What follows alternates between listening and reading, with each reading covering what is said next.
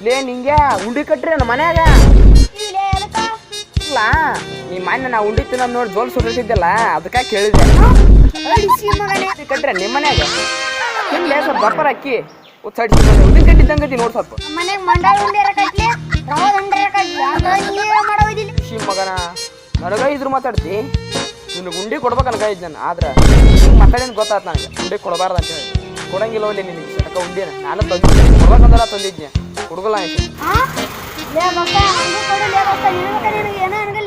ಕೊಡ್ಬೇಕಂತ ನಾನು ಅನ್ಕೊಂಡಿದ್ದೆ ನೀನು ಕೊಬ್ಬು ನೋಡ್ರ ಉಂಡಿ ಅಲ್ಲ ಎಂಡಿನೂ ಕೊಡಂಗ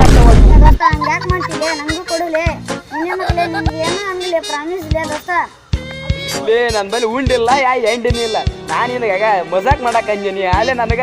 ಸರಿ ಕೇಳ್ಬಿಟ್ಟಲ್ಲ ಅಪ್ಪ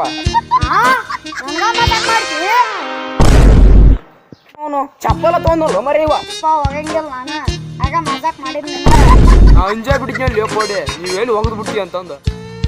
ಒಂದು ಒಳ್ಳೆ ದೋಸ್ತ ನಾನು ನಿನ್ನ ಬಡಿಗೆ ನಿನ್ಗಿನ್ನ ಸಣ್ಣ ವಯದಿನ ದೋಸ್ತ ಹೋಗಂಬ ಎಲ್ಲಿಗೆ ಹೋಗಮ್ಮ ಹಾ ಎಲ್ಲಿಗೆ ಹೋಗಮ್ಲೆ